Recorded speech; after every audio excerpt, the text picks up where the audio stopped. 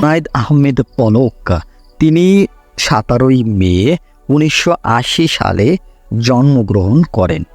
একজন বাংলাদেশি আইনজীবী এবং রাজনীতিবিদ।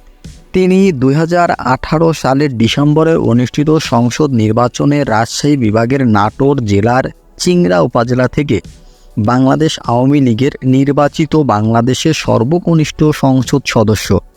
তিনি 2019 সালের 7 জানুয়ারি নির্বাচিত সরকারের সংসদ সদস্য এবং ডাক ও টেলিযোগাযোগ মন্ত্রণালয়ের তথ্য ও যোগাযোগ প্রযুক্তি বিভাগের প্রতিমন্ত্রী হিসাবে দায়িত্ব পালন করেছেন।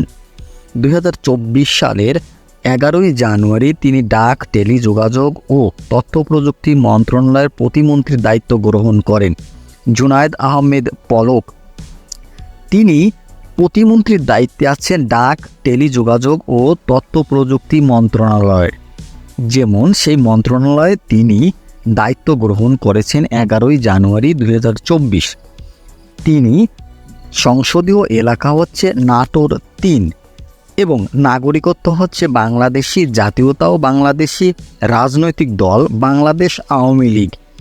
তার সন্তান হচ্ছে অপূর্ব, অর্জন এবং অনির্বাণ এবং তিনি তার যে শিক্ষাকতা সেটা হচ্ছে MSS এবং LLB।